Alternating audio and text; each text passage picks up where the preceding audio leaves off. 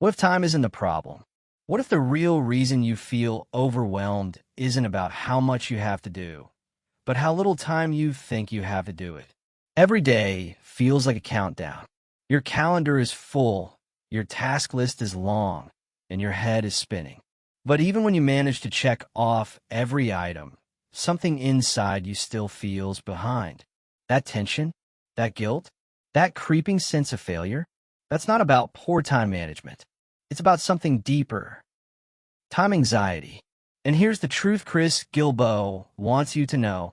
Time anxiety doesn't come from your schedule. It comes from your story. Introduction. Welcome to Time Anxiety. How you can stay present, live purposefully, and capitalize on your most precious resource by Chris Guillebeau. Chris isn't just a best-selling author. He's a globetrotter, entrepreneur, and a master of intentional living. He's the kind of guy who visited every country in the world before turning 35. He's lived a life most people dream of. Yet even he battled the feeling that there was never enough time. This book isn't about scheduling hacks or productivity apps. It's a mindset shift, a deeply personal exploration into how we think about time and how those thoughts either empower us or trap us. If you've ever said things like, "I'm too busy," "There's never enough time," "I'll do it when I have more time," then you're in the right place. 1. Time anxiety is an emotional problem, not a productivity problem. Let's destroy the myth right away. More productivity does not equal less anxiety. Chris points out something uncomfortable but necessary. Most of us are using productivity as a coping mechanism.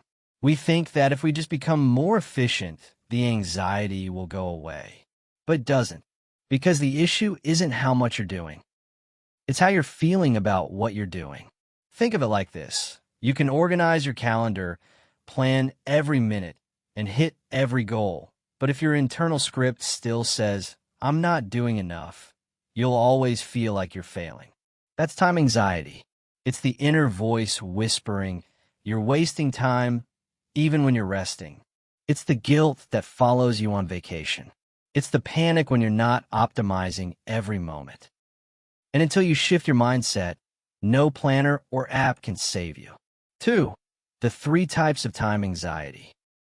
Chris outlines 3 distinct forms of time anxiety. Each one plays a different role in how we experience life. Future time anxiety. This is the fear of not using your time wisely today, which might lead to regret tomorrow. It's the pressure to pick the right career, the right partner, the right investment. You feel like you're always one step away from disaster if you mess up. Present time anxiety. You feel like you must squeeze value out of every second. Idle time becomes a sin. You feel guilty watching a show, relaxing, or even taking a nap. You believe that if you're not producing, you're wasting. Existential time anxiety. This is the deepest one. It's the sense that life is slipping through your fingers. You think, what if I die without doing what I was meant to do? What if I never live fully? The power of identifying these types is that you begin to recognize your patterns. And recognition is the first step toward freedom. 3. Productivity culture might be making you miserable. Let's talk about the cult of productivity. Chris makes a bold claim. Productivity, when misused, becomes a trap. It gives the illusion of progress while disconnecting you from your purpose. Here's what that looks like. You cross off 20 tasks but still feel unfulfilled. You chase inbox 0 but ignore your dreams. You're always busy but never deeply satisfied. The truth? Productivity without purpose is just motion without meaning. Chris encourages you to stop asking, "What can I get done today?" and start asking, "What matters today?" The shift isn't about doing more. It's about doing what counts. 4. Your time story is your operating system. Everyone has a time story, a narrative that governs how you view time. For example, time is money. There's never enough time. You must earn your rest. These beliefs often come from childhood, culture, or past trauma, and they're so ingrained that we rarely question them. Chris asks a radical question. What if your time story is a lie? What if time isn't something to dominate, but something to dance with? Rewrite your story. Replace "I'm always behind" with "I'm exactly where I need to be." Replace "I need to do more" with "I choose what matters."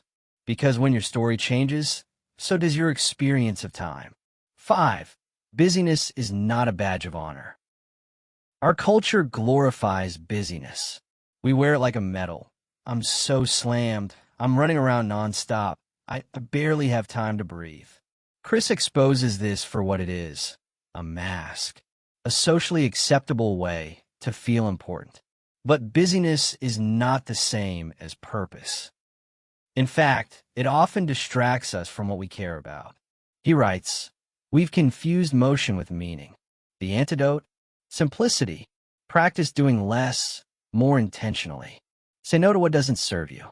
Reclaim empty space as sacred. Choose presence over performance." 6. Invest your time, don't just manage it. Chris introduces a new way of thinking. Instead of managing time like a scarce resource, invest it like a valuable asset. He offers a simple but powerful tool: the time portfolio.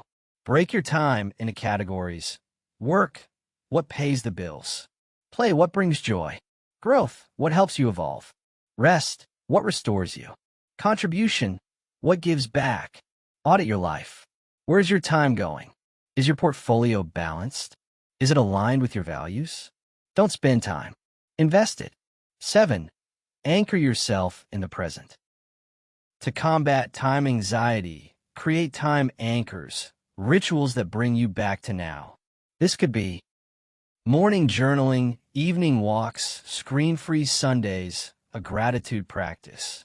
Time anchors give structure to your day without overwhelming it. They slow you down. They remind you what matters. Even 15 minutes of anchoring can shift your entire day. 8. Purpose is the antidote to time anxiety. Here's the soul of the book. When you live with purpose, time anxiety begins to fade. Purpose gives direction. It quiets the noise. It tells you that your life is unfolding exactly as it should. Chris says you don't need to quit your job or move to Bali. Sometimes, purpose is found in the little choices: showing up for a loved one, finishing a creative project, saying no to a task that doesn't align. When your time serves your purpose, you stop measuring its worth by how much you did. You measure it by how much it meant. Conclusion: time is not your enemy. It's not a race, a punishment, or a resource you have to hoard. It's a gift, a rhythm, a companion. You don't have to master time. You just have to make peace with it. Time Anxiety by Chris Guillebeau is a beautiful reminder that you can live slower, deeper, and freer. That you can rewrite your time story. That presence matters more than performance. That your life is not a countdown. It's a canvas. If this message resonated with you, imagine what the full book can offer. Pick up Time Anxiety by Chris Guillebeau. Subscribe to AudioBookCAPS for more life-changing summaries. Drop a comment. What's one time habit you want to change this week? Let's reclaim our time, our stories, and our peace. See you in the next one. And remember, you are not behind. You are becoming.